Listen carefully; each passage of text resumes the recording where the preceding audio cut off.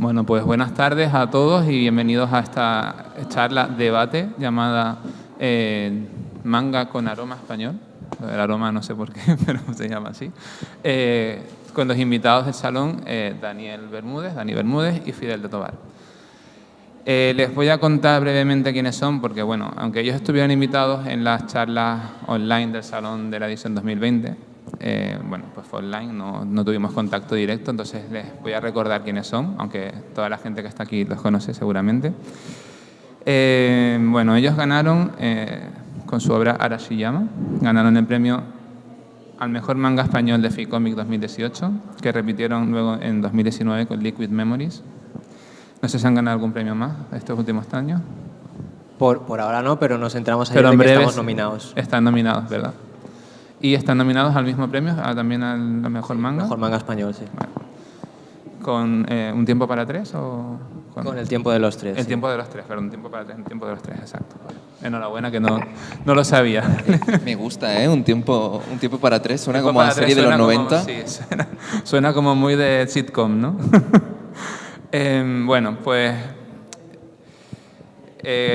tienen a la venta 3 obras y creo que justamente, bueno, el resumen es que como tuvimos una charla el año pasado, pues yo voy a empezar esta vez por detrás, por el principio, por lo más reciente, porque yo creo que es lo más interesante. Creo que este mismo mes va a salir, o ya ha salido a la venta, la revista Planeta Manga con una historia. No sé si es larga. El 30 de noviembre sale. El 30 de noviembre, no sé si es larga, corta, si nos pueden hablar algo de ella. ¿Tiro yo? Sí, sí. Pues no se ha dicho todavía, de hecho, pero será el primer capítulo de una serie. Y bueno, el primer capítulo tiene 20 páginas, fluctúan entre 20 y 30 y pocas páginas. Todavía estamos trabajando en ella y bueno, es otra obra en la que cambiamos de género y nos metemos de lleno en el terror. El título es Perfection. Me encanta. No sé cómo se dice, ¿vale? Me encanta. Llevo dándole muchas vueltas a cómo se dirá, o Perfedión. Es Perfedion, es vale. una palabra galesa para describir las entrañas. Pues bueno, sale entonces en la revista Planeta Manga y quería un poco en esta charla comentar con ustedes la impresión que tenemos en esta segunda edad de oro del manga en el mundo, porque bueno, yo creo que ahora mismo el manga es el género literario que más se vende, sin excepciones. Entonces, ustedes que serán, pues como mucha gente de nosotros que vivimos el primer boom del manga en los 90, que luego bajó un poquito y que ahora ha vuelto a despegar muchísimo, no sé si cómo lo están viviendo como autores, porque claro, en su momento fue como lectores y ahora no sé si como autores, no sé si también como lectores les está tocando este nuevo boom. A mí como lector ahora difícil porque tengo poquísimo tiempo, pero como autores yo creo que coincidimos tanto Fidel como yo que sí que se está notando un boom y una nueva oleada de consumo de manga, quizá incluso mayor que la que hubo en los 90. Y, hombre, pues súper ilusionados y súper agradecidos a que además cada vez haya menos... digamos, como menos compartimentado todo el tema del manga, del género del manga, de la procedencia, que precisamente hablaremos un poco de eso hoy seguramente. La aceptación que estamos sintiendo es estupenda y es casi que es inimaginable en la época, en la primera oleada, ¿no?, de la que hablábamos de los 90. Entonces yo por mi parte súper ilusionado. No sé, Fidel. No, a mí me da mucha rabia, yo no quería. No, o sea, es maravilloso. Yo creo que los lectores del primer boom han tenido hijos, han trasladado esa pasión a sus hijos. La pandemia ha ayudado mucho también a que el manga crezca como está creciendo porque bueno, se han consumido más anime en plataformas como Netflix, HBO o Crunchyroll y claro, eso ha llevado a consumir también el manga, que si tiene algo es que conecta muy bien con un público joven porque se trasladan las emociones de una manera muy directa que otros medios pues no lo hacen. O sea, a pesar de que el cómic franco-belga o el cómic americano también explore los sentimientos, el manga se vive muy a flor de piel. y crea una horda de lectores que va mucho más allá de ser fan de la obra, o sea, considera el manga parte de su identidad y lo viven a todos los niveles, entonces hace que, supongo que recurran a más obras y que esté ayudando a que el medio crezca. Yo supongo que en eso también ayudará mucho el anime, ¿no? Porque la gente, aunque de entrada o al final acabe leyendo el manga, mucha gente su primer paso es ver un par de capítulos del anime, luego se engancha o no. Por lo menos en mi experiencia, que yo antes de probar con una serie de 28 o 30 tomos de manga, me veo por lo menos 4 o 5 capítulos del anime y ya después sigo, porque claro, a lo mejor no engancho y al final ya tengo ahí que venderlos o seguir hasta el final si, no sé, si me da un poco de toque. Entonces, es cierto que en la pandemia pues llegaron plataformas que se han vuelto ultra populares como Crunchyroll o como, bueno, Netflix, que ya lo era, HBO. Y no sé si a alguno de ustedes les gustaría ver en algún momento alguna de sus obras trasladadas a serie o a película, Bueno, si hay planes para ello. Nos encantaría, o sea, eso seguro. De hecho, una de las claves del éxito del manga es precisamente esa multiplataforma, el poder acceder al contenido pues, en formato anime, dorama o película, toda la cantidad de merchandising que se suele hacer de las series, que un manga creado aquí pudiera trascender a otro medio, significa que el mercado está lo suficientemente maduro como para confiar en obras creadas aquí para hacer, no sé si la palabra subproducto sería la manera de hacerlo, pero para hacer una derivación de ese producto en otro medio. Ojalá llegue. De momento hemos tenido ejemplos con el Rubius, por ejemplo, tuvo su serie, avalado por el hecho de que es un youtuber de gran éxito, que es algo diferente, pero ya hay alguna premisa. Memorias de Idún también. Memorias de Idún. Y saliendo de España, o sea, yendo también a autores no japoneses, la serie de Radiant, que es de un autor franco-canadiense, ha conseguido publicarse no solo en Japón, sino en muchísimos otros países, y en Japón ha conseguido un anime. Entonces, obviamente a nosotros también nos encantaría. O sea, es algo complejo porque entran muchos otros factores. Es algo en lo que estamos intentando trabajar para poder conseguirlo, porque creemos que nuestras obras se podrían adaptar bien a Liquid, por ejemplo. Siempre hemos dicho que sería una serie de imagen real que funcionaría bien.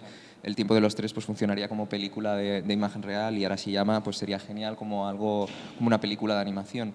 Pero el coste de producción, tienes que hacer que confíen mucho en el producto, en demostrar las ventas, y es algo complejo, a pesar de que estamos en ello. Ahora, por ejemplo, hace poquito nos hemos enterado ya de que se reimprime de nuevo Arashiyama. Esto es raro hasta hace poco en el mercado español con una obra producida aquí. O sea que toco madera, ojalá llegue un día. Esperemos que sí. Justamente estabas nombrando el caso del Rubius, que es un youtuber súper famoso, al cual yo no he seguido nunca, pero que no sé lo que hace. No creo que seas el target. No. Pero bueno, que es cierto que tiene su obra en cómic, en serie también. Y bueno, en caso de ustedes también tienen unas redes sociales muy activas y tienen, por ejemplo, el canal de Twitch que tiene Dani, mejor dicho, en el que tú también participas con frecuencia. Yo aparezco por ahí de vez en cuando. Invitado, ¿no? Y luego también tienen un podcast, Mangakas aquí. Entonces, este tema para acercarse a los lectores y a otros profesionales y demás, yo creo que saber aprovechar muy bien las nuevas tecnologías para promocionar la obra y promocionar el trabajo. Yo creo que si ustedes consideran que es actualmente una necesidad o si es algo que se hace con placer, pero también teniendo en cuenta que es una parte del trabajo, o cómo lo viven.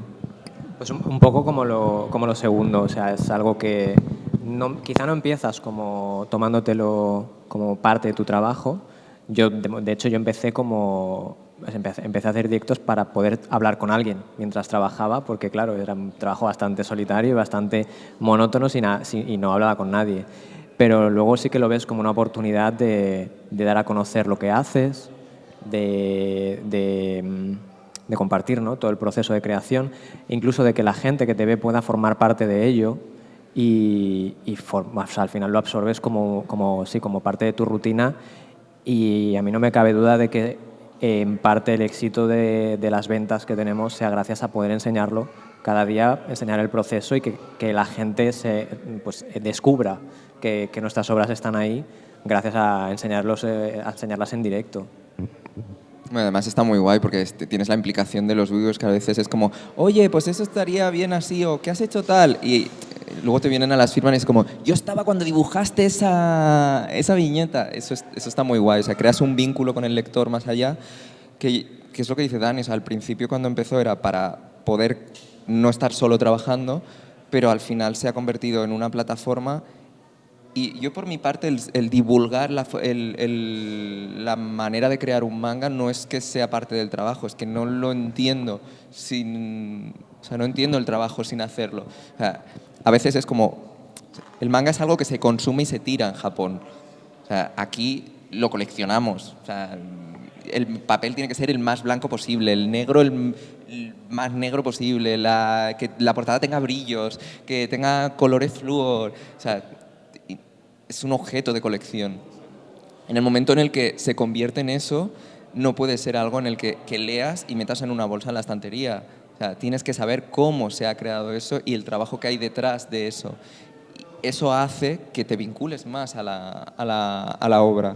Y cuando empezamos a hacer el podcast, por ejemplo, de Mangakas Aquí, la idea era, oye, vamos a compartir un poco nuestro día a día de cómo creamos una obra, porque nosotros también estamos aprendiendo por el camino. O sea, hay muchas cosas que cuando empezamos a trabajar no sabíamos ni que eran así, ni cómo funcionaba el mercado, ni nada de nada. Y es una manera de decir, oye, pues mira, nosotros lo vimos así, nos encontramos con estos problemas, lo solucionamos de esta manera.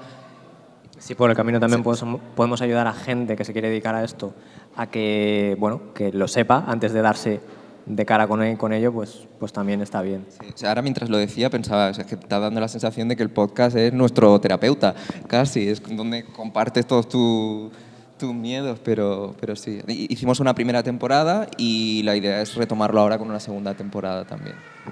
Bueno, yo escuché todo el podcast al completo porque escucho mucho podcast y la verdad es que me lo he pasado muy bien. Y Twitch no lo consumo porque hay que estar delante para ver y no tengo tiempo para ver, ¿no? Pero para escuchar sí. Bueno, este nuevo boom que está provocando el anime o el manga desde el confinamiento, que estos últimos 2-3 años, también repercute en los eventos, ¿no? En los salones pues como este o en los salones exclusivamente de manga, que es donde más público hay.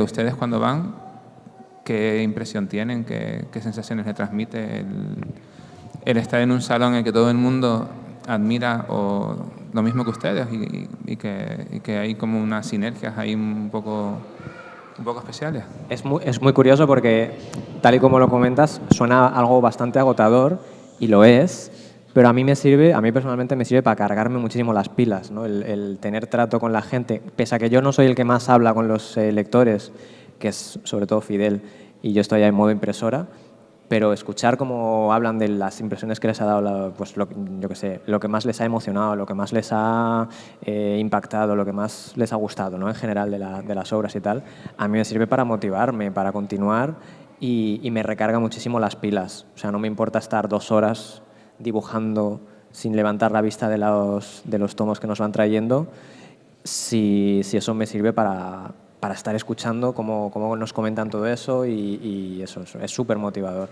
A la par que agotador, pero motivador. Por eso te digo que es contradictorio, pero el balance es súper positivo en general. De hecho, es que cuando llegas a un salón, por ejemplo, ahora dentro de poco será el Manga Barcelona, que va a ser, parece, el más grande hasta la fecha porque cambian de recinto y demás. O sea, son 4 días y acabas hecho polvo. El acelerón más grande de trabajo que acabamos haciendo siempre es después de un evento de este tipo, por lo que dice Dani, porque te da mucha energía de, mira, o sea, hay lectores, les gusta la obra, hay toda una comunidad que comparte tus intereses por esta manera de narrar y es como, vamos a hacer más, se puede hacer más. Es un poco masoquismo, también te lo digo, ¿eh? Te reafirma un poco el ver, ¿no? Que la gente se lo está comprando, que quiere que se lo firmes. Ya no solo es que me lo he leído, sino que quiero que me lo firmes, que me lo dediques. Y incluso te traigo a lo mejor algún regalo, alguna cosa.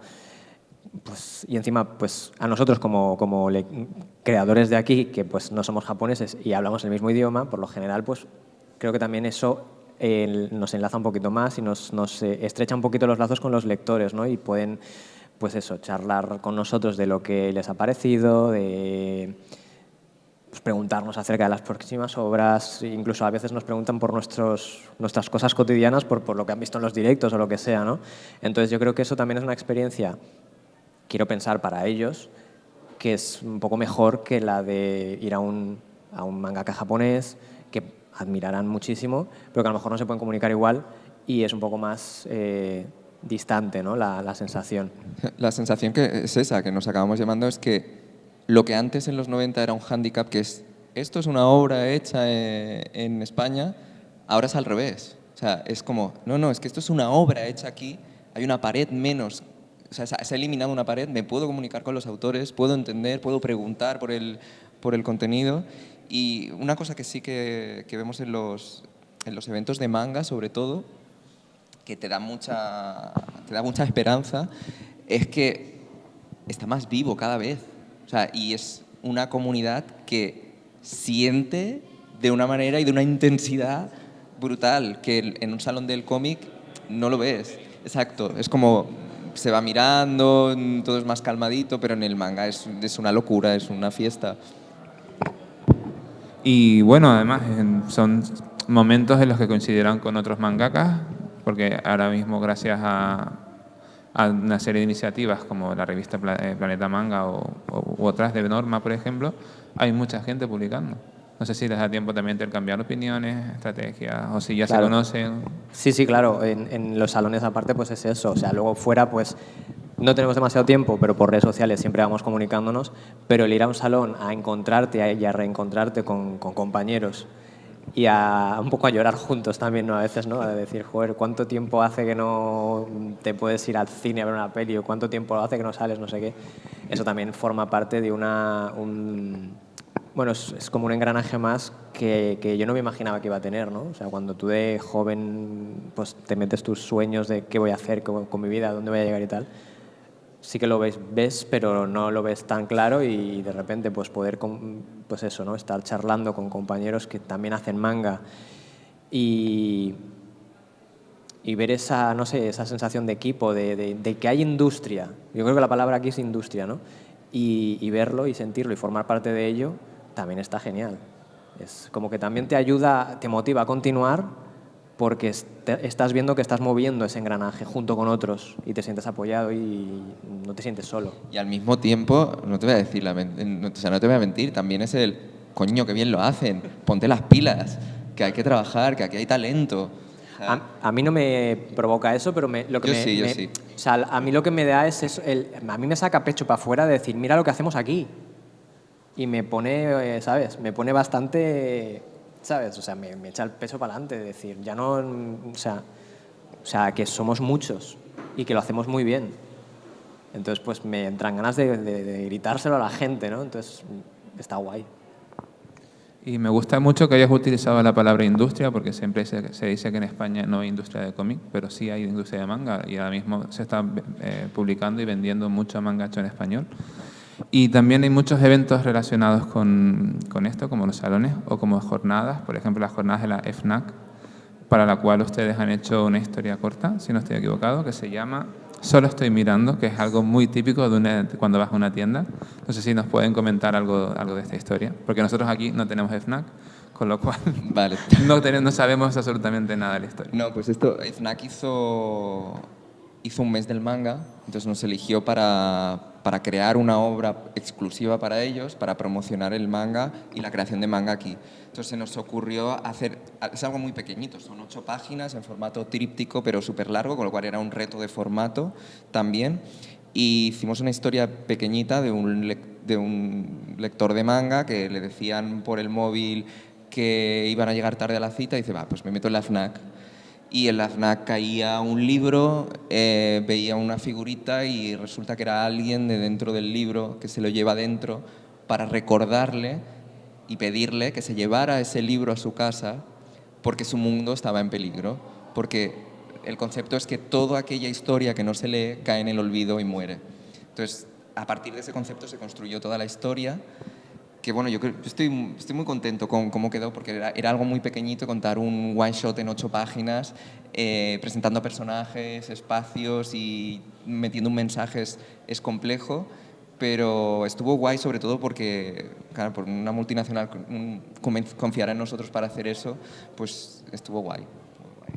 Yo lo considero una obra más. A mí también me hizo mucha ilusión ver que creo que está enlistado manga. Sí, sí, sí. Como una obra más joder, fue como muy, es verdad que fue como muy, no lo vimos venir y de repente llegó ese proyecto y no te das cuenta y tienes un manga más, ¿no? Son 8 páginas, es verdad, pero bueno, tienes una historia que empieza, que termina con su nudo, con su inicio, con su motivación y creo que fue un ejercicio tanto por parte de guión de Fidel y creo que también como mía de dibujo, porque además es como que es otro género diferente, con otros personajes totalmente diferentes, que fue como quizá a lo mejor en la época en la que nos llegó, que estábamos hasta arriba de trabajo, fue como una locura, pero ahora lo recuerdas y dices, joder, fue como unas pequeñas vacaciones, ¿no? Pero con muchas experiencias. Y no sé, Me encanta porque habla como si fuera hace 1000 años y fue en febrero. O sea. No, fue en enero. Fue en enero. Y además fue una locura de mes, porque luego teníamos que ir a Galicia, y es lo que te digo, nos pilló en un punto de que vamos a hacer esto, ostras, pero si tenemos un montón de cosas para acabar este mes, pues venga, nos tiramos a la piscina y tal.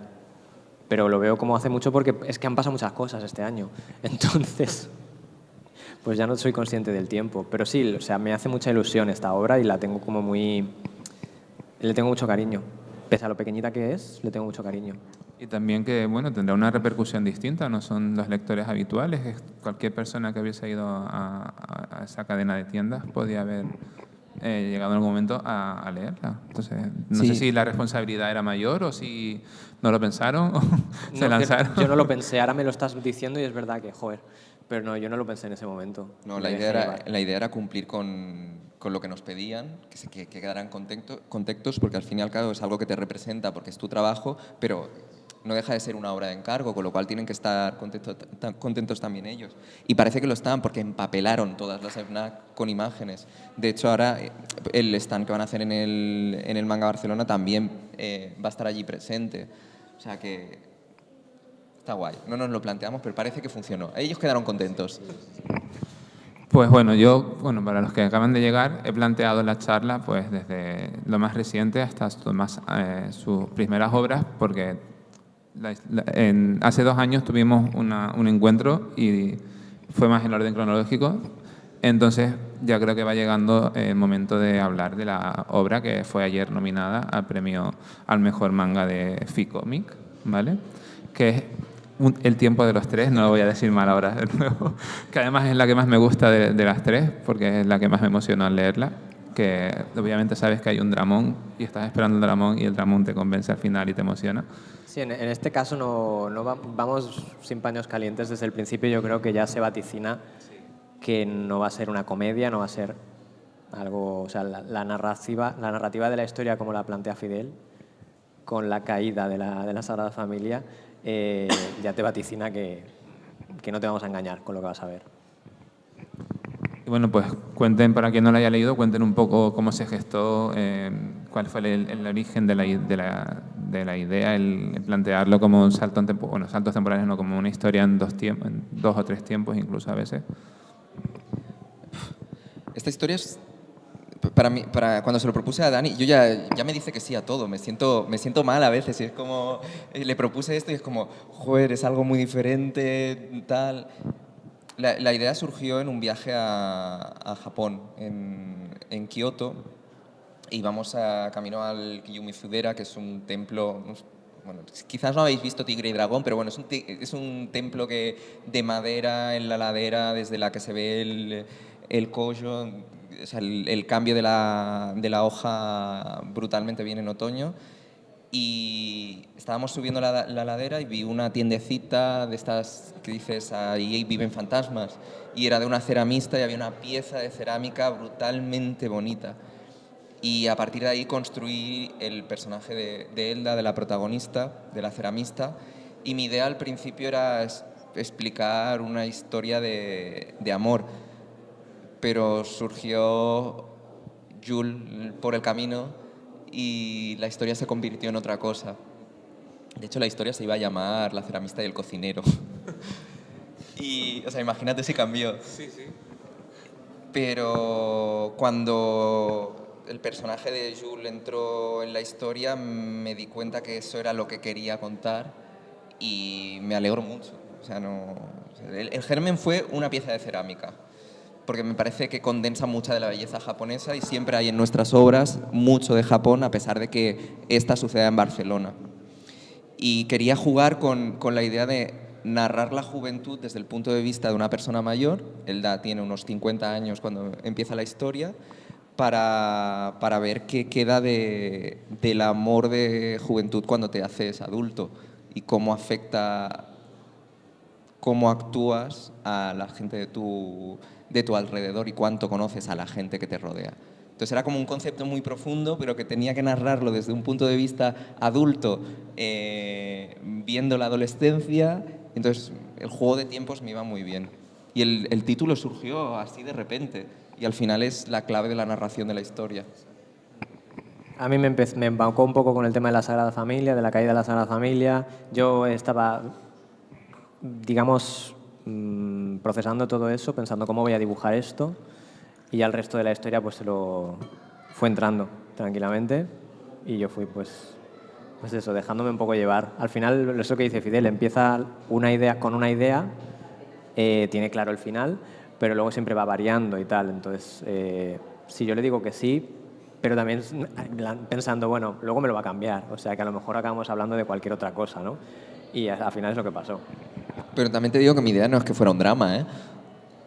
Pero hay un drama importante que te lo esperas, pero y emociona igualmente cuando ya ves el resultado o ves la conclusión.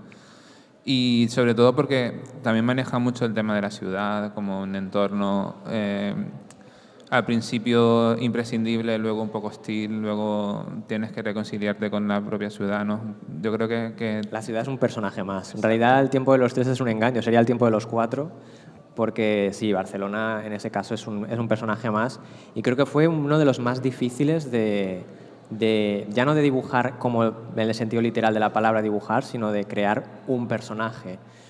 Porque además no queríamos, en un principio queríamos que sucediera en los 80, La Barcelona preolímpica. antes de las Olimpiadas, pero, sorpresa, no existe un documento gráfico antes de las Olimpiadas. Barcelona no existía antes del 92, parece ser, si tú te pones a bueno, buscar. yo estuve, ¿eh? Y ustedes también, así que Quiero decir, ahí hay que seguramente, recordarlo. Si te vas a una hemeroteca, pues a lo mejor sí que encuentras documento gráfico, pero pandemia, no puedes salir de tu casa. Entonces, claro, pues al final tuvimos también que cambiar un poco eso y decir, bueno, pues vamos a ponerlo en el 93, ya tenemos documento gráfico de Barcelona, porque Barcelona además ha cambiado mucho, no puedes ir ahora a hacer fotos para hacer una Barcelona de los 90 porque no existe, ha cambiado muchísimo.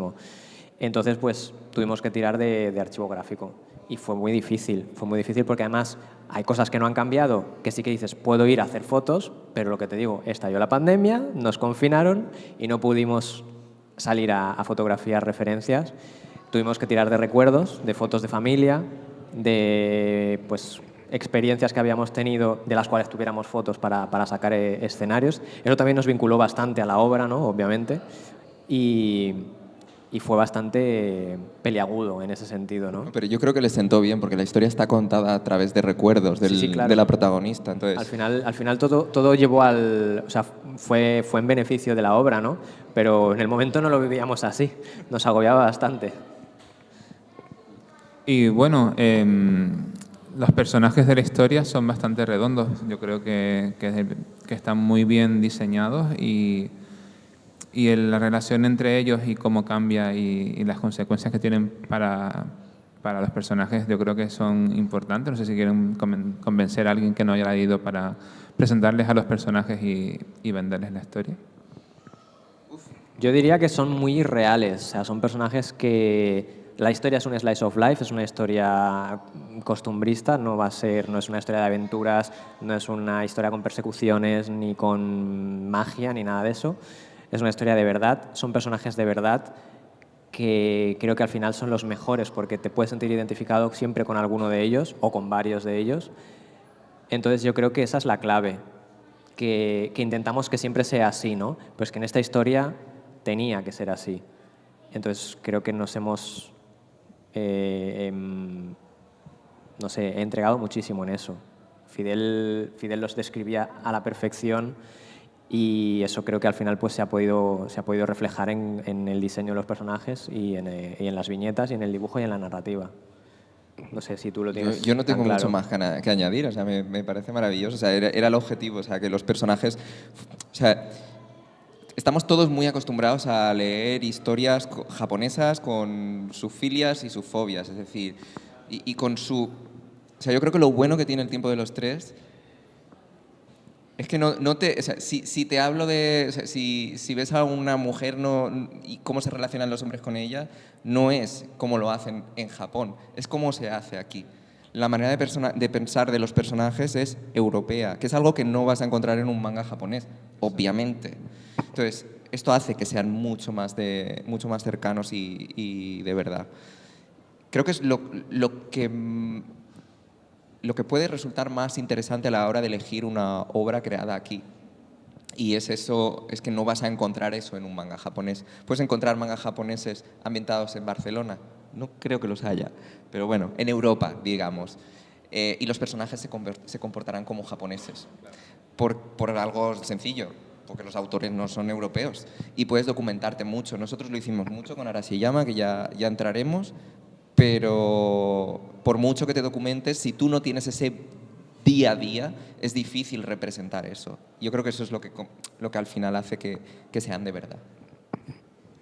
Pues sí, y bueno, yo espero que tengan mucha suerte y que también ganen este año con la obra, que supongo que será ya en el salón, ¿no?, de manga. Sí, hay 10 días de apertura de votación pública, o sea, ahora se han elegido los nominados por votación profesional, ahora hay 10 días de votación pública, ficomic.participa.com, ya estáis votando. Creo que es al revés, participa. Saquen el móvil, pueden hacerlo ahora. Y bueno, a ver qué pasa. Nosotros ya estamos muy contentos con la nominación porque ya que reconozcan tu trabajo por tercera vez ya está muy bien. Además, a mí personalmente me parece un obrón, así que felicidades y espero que gane.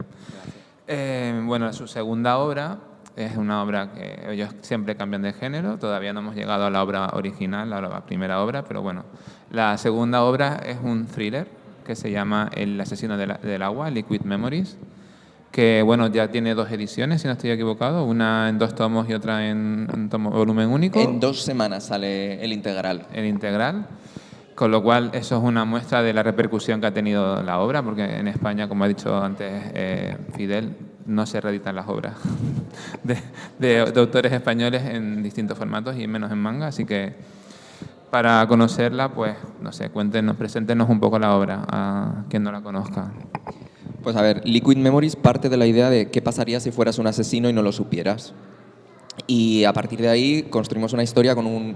Esta es la segunda obra que publicamos, pero fue la primera en la que empezamos a trabajar. Y yo tenía que convencer a este señor de que trabajara para mí. Y entonces lo que hice fue que uno de los protagonistas fuera un dibujante de cómic, que podría ser un asesino. Y a partir de ahí, bueno, se fue construyendo toda una historia en la que la sangre tiene mucho que ver con los asesinatos, a muchos niveles. Es una historia en la que quién es el asesino no es importante, cómo lo hace es relativamente importante, pero lo que realmente marca la diferencia en Liquid Memories es por qué mata. O sea, qué legitima a alguien para matar.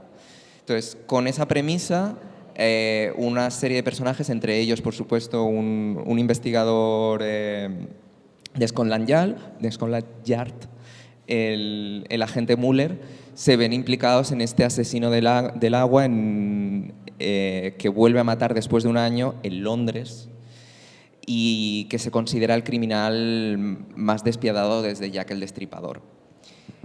Y allí pues mezclamos la sangre a muchos niveles para narrar una historia, un caso, el caso del asesino del agua, en 2 tomos, que ahora será esta integral de 460 páginas. Me duele decirlo, ¿eh? Y eso que las ha dibujado él. Pues eso, imagínate, eso te iba a decir. El caso es que Liquid Memories es lo que dice Fidel, ¿eh? No es el típico thriller al uso en el que tienes que descubrir quién es el asesino. Y yo tampoco lo definiría exclusivamente como un thriller, sino que es una mezcla entre un drama y un thriller, ¿no? Siempre suelo decir que es o un thriller dentro de un drama o un drama dentro de un thriller, pero bebe mucho de esas dos vertientes, ¿no? Y es verdad, fue nuestra primera obra, empezamos a trabajar en ella antes de empezar con Arashiyama, luego la pausamos para presentarnos al concurso de Norma y luego retomamos después de crear Arashiyama. Y sí, hasta ahora es la más larga y yo tengo muchísimas ganas de ver la nueva edición y sobre todo de sostenerla en las manos y ver lo que pesa, lo que tiene que pesar eso.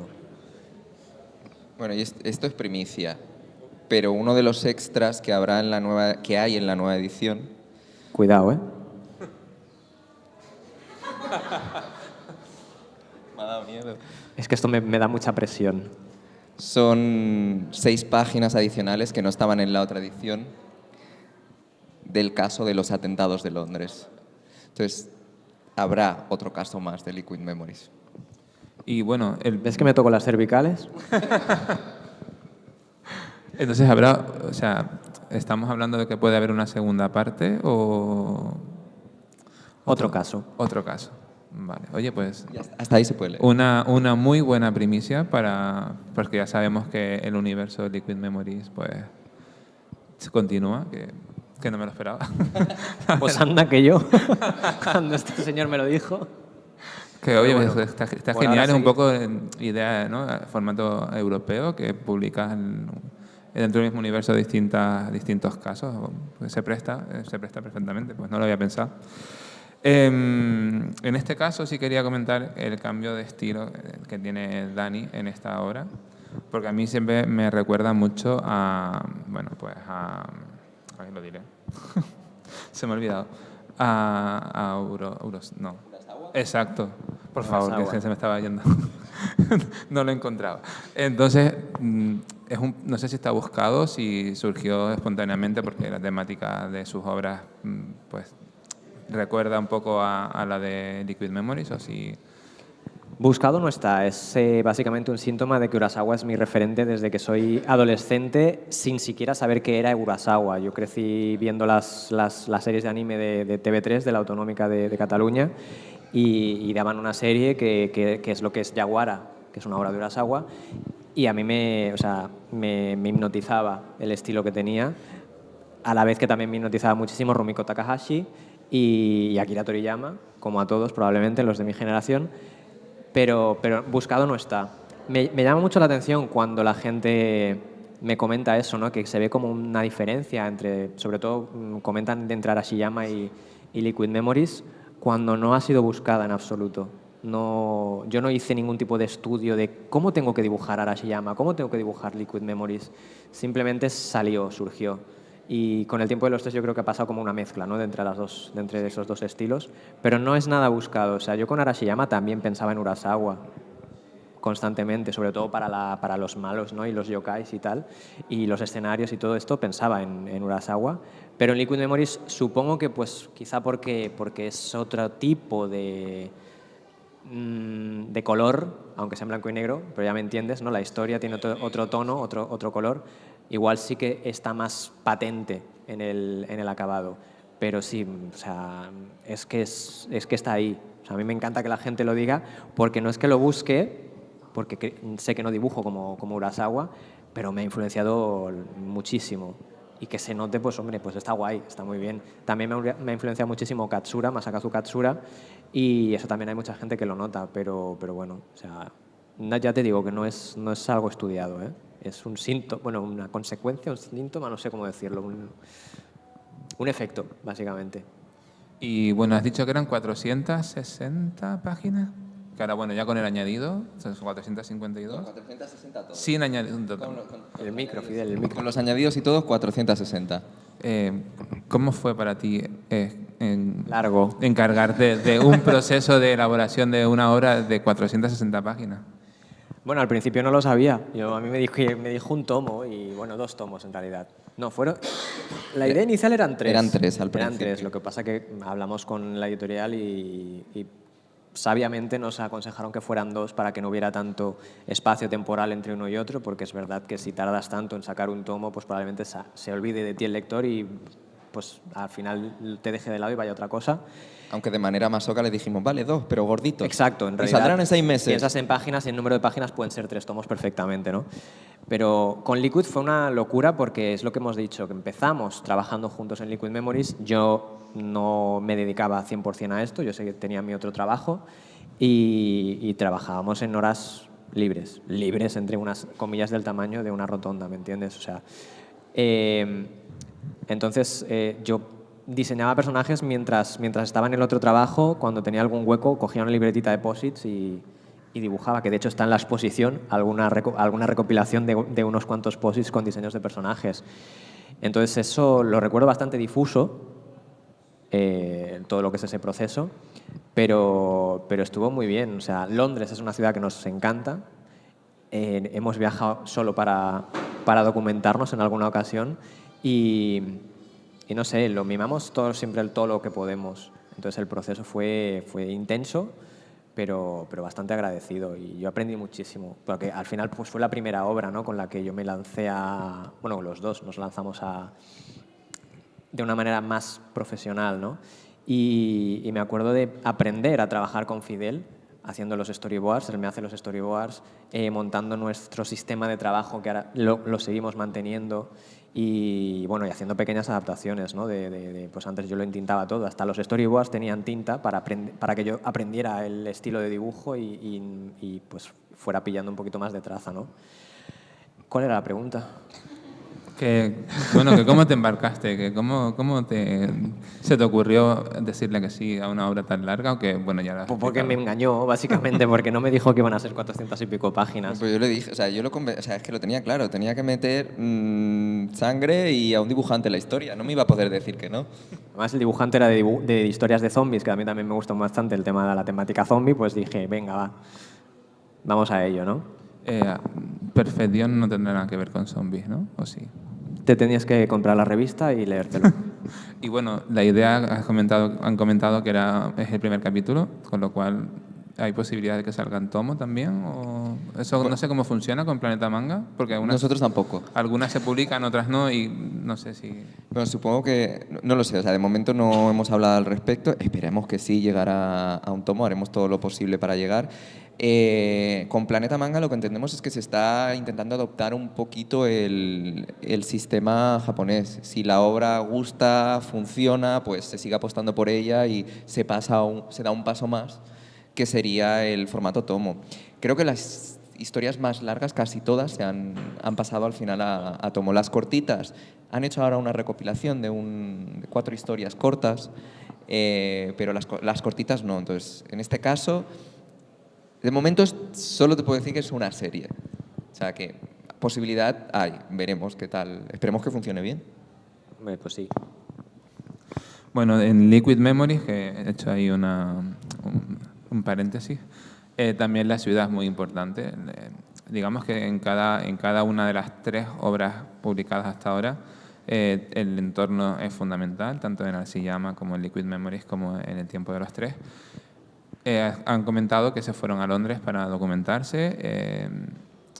O sea que hay una relevancia del entorno que no sé si está buscada, si es simplemente un poco ser perfeccionista en lo que se va a mostrar, o si de verdad en la ciudad tiene más peso, como en el tiempo de los 3, como más peso del que parece. Siempre lo decimos, de hecho lo ha comentado Dani, o sea, la ciudad es un personaje más.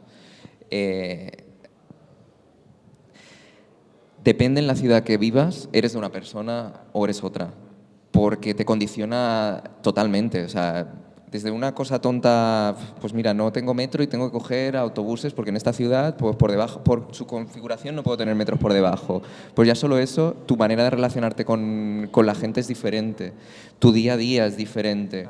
Y eso es una cosita muy pequeña y muy básica, pero te cambia el carácter de la gente. O sea, yo creo que también es una carencia mía que siempre acabo poniendo en el guión, y a mí me encanta la fotografía urbana, de calle. Entonces, me fijo mucho en muchos detalles y en cómo la gente interactúa con el espacio. Y eso siempre está en los guiones.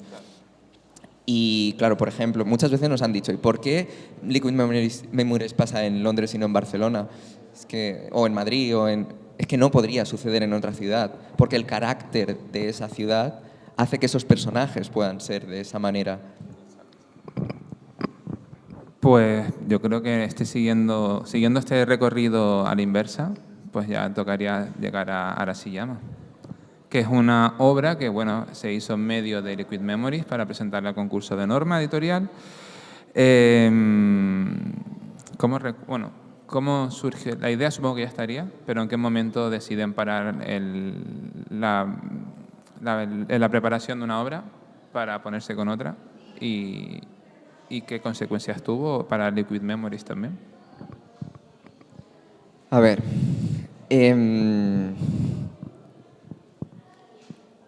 Arashiyama empezó por envidia. Por envidia. Por envidia. Porque estábamos trabajando en Liquid, estamos acabando de perfeccionar la manera en la que nos comunicábamos para poder crear una obra, y un compañero del ajoso de Dani, Eduard Balús, ganó el premio de norma editorial. Y entonces, he dicho por envidia por los loles. Por envidia, pero no mía, ¿eh? No, no. Dilo todo. Pero entonces yo la sensación que tuve en ese momento fue, pero es que esto se puede conseguir. O sea, alguien que tenemos muy, muy cerca de nosotros lo ha conseguido, va a publicar, oye, se puede hacer. Y yo soy fan del trabajo de Dani. O sea, además de trabajar con él, soy muy fan de su trabajo. Y es que quiero un manga dibujado todo por él. Entonces, no podíamos presentar Liquid, porque el Liquid era una historia de más de un tomo. Y condensar una historia larga en un solo tomo es carné de fracaso, porque no vas a poder explicarla todo como quieras, no vas a poder desarrollarla, es demasiado ambicioso. Entonces era como, vale, tengo otra idea, es algo pequeñito, y siempre nos sorprendió mucho el éxito de Arashiyama, porque para nosotros siempre ha sido algo muy pequeñito. El concepto es un cuento a lo Christian Andersen, pero ambientado en Japón. Entonces era como, ¿y por qué esa era la idea? Pues porque un cuento lo puedo explicar en un solo tomo, haciendo el desarrollo y que funcione bien. Y de ahí el cambio y entonces se lo propuse a Dani y dije, bueno, son 8 páginas, ¿no? Me dijo, vamos a hacer 8 páginas. Entonces luego el problema fue cuando ganamos, que ya eran como, que hay que hacer 190. Más o menos surgió por ahí. Sí, a ver, la idea de Arashiyama, además, él siempre lo cuenta, ¿no? Que surgió de un sueño tras haber viajado a Japón, el segundo viaje que hicimos a Japón, que fuimos a Arashiyama. Un par de años después tú soñaste con 2 niños corriendo por el bosque de bambús, perseguidos por una sombra, y tenía la historia, o sea, él tenía la historia ahí apartadita, y pues eso, decidió que si Liquid no se podía presentar porque nos la íbamos a cargar, básicamente, pues hacer un parón y ponernos en esto. No solo supuso el cambiar para pausar una obra y ponernos con otra, sino que supuso el tomar la decisión de nos vamos a dedicar a esto. Ya no va a ser vamos a hacer una obra, no, es que esto es otra, nos vamos a dedicar a esto. Y entonces yo pensé, Dani, plantéatelo en serio, no puedes hacer un tomo si ganamos, no podemos hacer esto mientras yo trabaje, así que o lo hacemos ahora o no lo hacemos.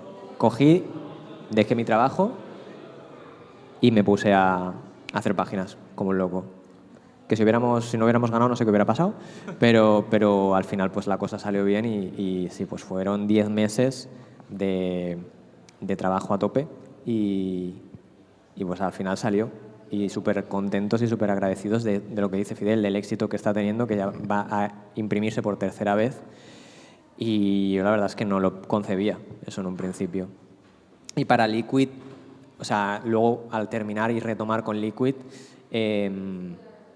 pues fue raro, fue extraño, porque es verdad que pese a que pues, el dibujo es el dibujo y el proceso es el mismo proceso, tienes que cambiar un poco el chip, porque las cosas que pasan en una historia pues son una. Y recuerdo que la última página de Liquid Memories, antes de ponernos a hacer Arashiyama, ya no era la siguiente con la que repetí la anterior. O sea, está dibujada 2 veces, la descarté, porque dije, tengo que hacer como una pequeña adaptación o algo, por no sé, porque ya no la haría así, porque pasaron meses y como que evolucionas un poco y quise repetirla. No sé, o sea, necesitaba cambiar el estilo de esa página, pero bueno, el ritmo sí que nos agilizó bastante el ritmo y al final pues sacábamos lo que nos faltaba del primer tomo y luego empalmamos con el siguiente tomo y fueron 6 meses, Claro, desde entonces, un tomo y desde el otro. el hecho de que ya había parte de la obra hecha, que habíamos perfeccionado o depurado la manera de trabajar, agilizó el trabajo y permitió sacar 2 tomos de tantas páginas en tan poco tiempo, que de otra manera habría sido imposible. Bueno, a ver, hemos llegado a este momento en el que están perfeccionando el estilo de trabajo. ¿Cómo funciona? O sea, unos guionistas, los otros dibujantes, la comunicación es totalmente fluida, pero ¿cuál es el sistema de trabajo Pues actualmente y cómo era entonces? no, es parecido. A ver, hay pequeños cambios, pero en principio tenemos un método que le llamamos el método Bakuman, como trabajan en Bakuman y como trabajan los autores de Bakuman, ¿no? Y es que el guionista no le entrega al dibujante el guión en texto, sino que le hace un pequeño storyboard y le especifica cosas, las viñetas y tal, y el dibujante hace su interpretación de ese storyboard. Pues tenemos eso, tenemos ese sistema, tenemos una página que usamos los dos, en la que en la parte de arriba Fidel me hace el storyboard de 2 páginas y en la parte de abajo hago yo mi interpretación de esas 2 páginas y hago mi storyboard y lo hacemos en bloques de 20 más o menos, 15, 20 páginas y él hace su bloque, su storyboard, nos reunimos, me las explica, me marca qué cosas no se podrían cambiar o qué cosas son clave para la narrativa y para el progreso de la historia y yo las interpreto. Entonces, lo que no se puede tocar no se toca, se hace exactamente igual, pero hay momentos en los que a lo mejor pues yo le fusiono 2 viñetas en una o le separo una viñeta en 2 y le propongo pues alguna que otra modificación, siempre en pro de la historia, ¿no? Nos volvemos a reunir, revisamos eso y entonces ya paso yo a hacer los esbozos. Nos volvemos a reunir otra vez, revisamos esos esbozos y una vez está todo ya claro, los paso a limpio y ya que le ponga el texto. El texto lo pone él, la maqueta la hacemos nosotros también, la hace Fidel y ese es el progreso, básicamente. Y mientras él está intentando, yo estoy creando el siguiente bloque de páginas. Entonces la obra está viva mientras la vas creando. Claro. O sea, que es un proceso que es continuo, uno crea una parte, el otro va creando la otra y se van coordinando. Sí, o sea, no es a lo mejor no es lo más común o antes no era tan común, ¿no? Igual el guionista te entregaba todo el tomo y se descolgaba hasta que tú terminaras. En este caso no. En este caso está viva la historia y Fidel está implicado en la historia durante todos esos meses que... Sí, que es muy poco común que haya un seguimiento del guionista o una implicación tan grande en la parte artística, digamos, ¿no? Pero al revés también, porque Dani va nutriendo mucho el guión. O sea, hay en ocasiones, en Arashiyama había un momento en el que le dije, mira, necesito un personaje que sea así, pero necesito el diseño para poder acabarme de hacer bien la idea. Me hizo 3 diseños y me gustaron tanto que metí a los 3 personajes. Entonces, al final el dibujo también acaba afectando al guión. Yo soy su editor, por así decirlo, porque veo los dibujos y es como, vale, no, esto tiene que ir más por aquí, más por allá, porque la historia... Pero él es mi editor. Cuando le enseño el guión, mi story, que si lo veis son muñecos de palo horrible. Está en la expo también. Claro, me dice, mira, pues yo lo veo más por aquí y por allá. Entonces yo, no, está por aquí, por esto, por esto. Ah, pues esto que me comenta... Y eso también nutre. Es horrible. O sea, suena muy bonito, es horrible, ¿eh? Porque estás trabajando constantemente, Claro, no todo el paras de rato. Pero esperamos que sea para que las obras queden lo mejor posible. Estoy seguro que sí. Arashiyama va a tener ahora la 3ª edición, que bueno, a mí no me sorprende porque es una historia muy Miyazaki. Tiene ese puntillo así, realismo mágico, no sé. Que para quien no la haya leído, si les pueden contar un poco de qué va y convencerles de que la lean, porque ahora que se publica la 3ª edición, creo que va a estar disponible de nuevo en tiendas. Y creo que es una lectura muy asequible para cualquier lector, ya sea un niño, sea una persona mayor. Y creo que es necesario que haya obras de ese palo, que a lo mejor con Liquid Memories no puedes recomendársela a cualquiera. Y el tiempo de los 3, pues también tiene un público más adulto, pero bueno, ahora Cuando se nos llama... vienen niños con 12 años con el tiempo de los tres, es como, ¿estás seguro?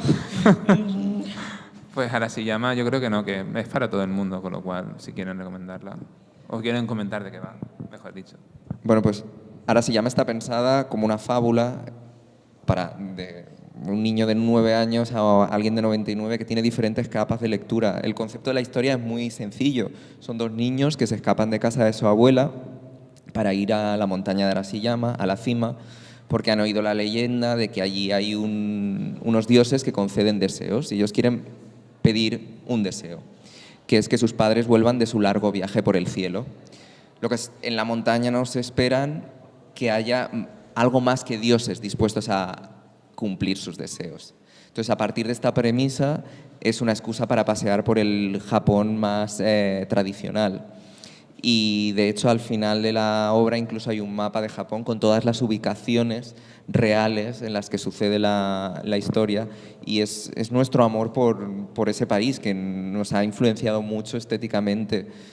Es lo que decíamos, es algo pequeñito para nosotros, porque es un cuento, pero es un trocito de nuestro corazón. Entonces, yo creo que el secreto de Arashiyama es lo que comentáis, que lo puede leer cualquier persona porque tiene varias capas y un niño va a ver la aventura de dos hermanos en la montaña y un adulto pues va a ver lo que hay más allá.